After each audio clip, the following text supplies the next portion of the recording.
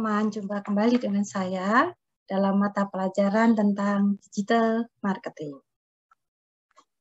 Seringkali orang mengatakan bahwa digital marketing itu sama dengan web marketing, sama juga dengan online marketing, sama juga dengan internet marketing. Apa sebenarnya digital marketing tersebut? Apakah sama dengan apa yang saya sebutkan barusan? Kalau kita melihat sebetulnya digital marketing itu pemahamannya adalah sangat luas. Di dalamnya termasuk internet marketing, di dalamnya juga ada digital advertising, dan di dalamnya juga ada TV, SMS, AdWords, billboard, dan banyak sekali yang lain. Ya, jadi digital marketing itu adalah paling besar karena di dalamnya termasuk ada webnya juga. Ya, ada juga untuk sosial medianya. Jadi apa yang kita pelajari dalam mata kuliah ini bisa kita lihat adalah merupakan keseluruhan aspek dari bagaimana kita melakukan online atau digital marketing. Digital marketing sendiri adalah merupakan penggabungan dari tradisional marketing ditambah dengan tools online. Kita tidak meninggalkan tentu saja bentuk-bentuk brosur, bentuk flyer, tapi kita menambahkan dengan tools-tools online. Nah, perbedaannya adalah sebagai berikut. Digital marketing sering disebut sebagai customer pull method, ya, karena dia menarik konsumen. Digambarkan dengan bentuk magnet, atau seringkali disebut juga sebagai inbound marketing, ya, karena dia menarik konsumen.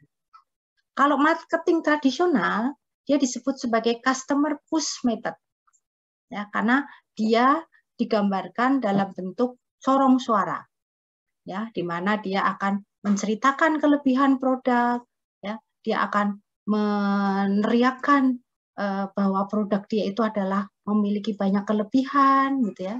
Jadi dia disebut sebagai outbound marketing, ya. Dia mendorong konsumen untuk membeli produknya dengan menceritakan kelebihan-kelebihan produknya saja.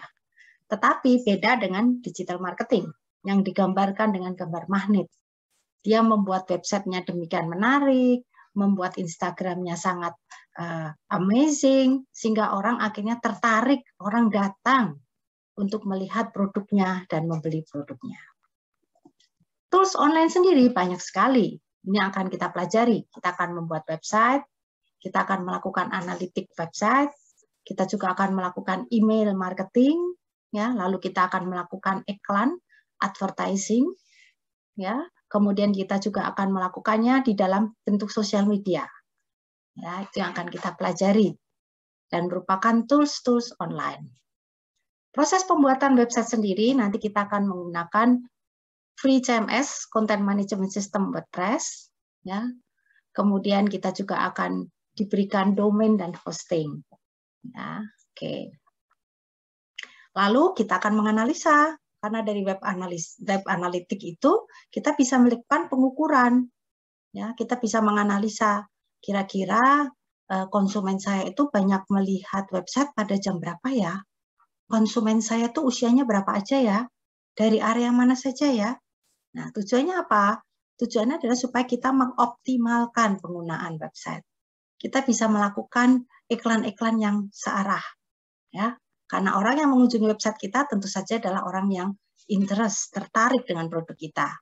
Sehingga kita ketika melakukan iklan produk kita, diharapkan mereka akan membeli produk kita. Merubah visitor website kita menjadi konsumen. Nah, ini contoh ya, dalam Google Analytics nanti kita bisa melihat bentuk-bentuk grafik seperti ini. Siapa yang new visitor, siapa yang returning visitor, ya, dari area mana saja, apakah mereka melihat website kita secara langsung, yang disebut sebagai direct search, ya, atau mereka refer, ya, karena kita memasang link website kita pada website yang lain dan lain sebagainya, ya. Ini juga masih dalam bagian dari web analytics. Ya, kita bisa melihat page view, ya. Halaman yang paling banyak dilihat itu halaman berapa aja, gitu ya. Lalu kita bisa melihat juga nanti yang disebut sebagai bounce rate. Apa itu bounce rate? Bounce rate itu adalah orang yang hanya melihat sebentar, kemudian menutup, ya, menunjukkan bahwa orang itu tidak tertarik lagi melihat website kita. Nah, kalau bounce rate-nya tinggi, berarti website kita ada yang salah. Kita perlu memperbaiki website kita. Lalu kita akan belajar tentang email marketing, ada menggunakan tools. Tools yang kita pakai adalah MailChimp, ya. Kemudian kita akan belajar SEM. Apa itu SEM? Search Engine Marketing. SEM sendiri terdiri dari dua, SEO dan SEA. SEO itu singkatan Search Engine Optimization. Bagaimana kita mengoptimisasi website kita supaya berada pada urutan ke atas ketika orang melakukan pencarian di mesin pencari. SEA itu Search Engine Advertising. Bagaimana kita juga melakukan advertising pada website kita atau pada bentuk-bentuk yang lain, Instagram, sosial media, supaya konsumen itu tertarik membeli produk kita. Nah, ini contohnya, ya. Ketika kita melihat, mencari di mesin pencarian hotel di Bali, kemudian kalau kita melihat di sini ada kata-kata iklan, ya, iklan, nah itu artinya SEA ini. Tapi kalau tidak ada kata iklan, berarti website tersebut tidak melakukan pembayaran pada Google, dia melakukan yang namanya SEO, ya, mengusahakan sendiri supaya urutan dari website itu ketika ada orang yang mencari tetap berada di halaman pertama. Ya, jadi orang akan langsung melihat. Seperti itu. Nanti kita akan dalami lagi dalam pelajaran-pelajaran berikutnya. Ini bentuk advertising, ya. Advertising pada Google. Ya, kita bisa pasang iklan nih, ya. Kita bisa pasang iklan pada website lain, itu disebut Google AdWords. Ya, atau bisa juga kebalikannya, ya, nanti orang memasang iklan pada website kita.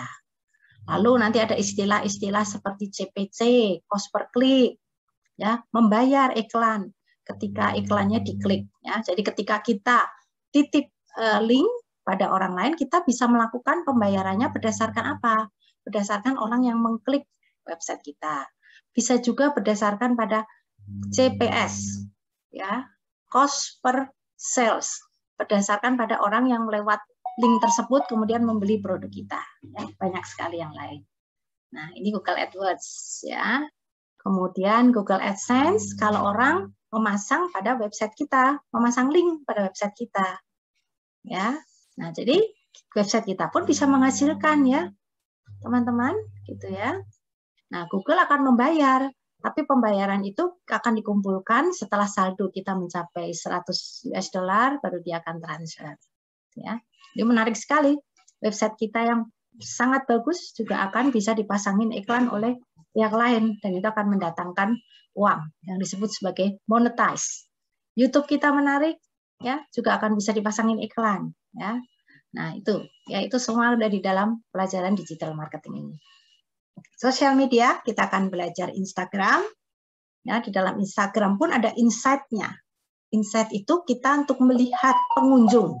Ya, berapa gendernya, berapa usianya mereka yang melihat dari Instagram kita. Ya. Nah, di Facebook ada Facebook page. Ya, kita bisa juga melihat insight-nya. Ada grafik-grafiknya juga, jangkauannya berapa.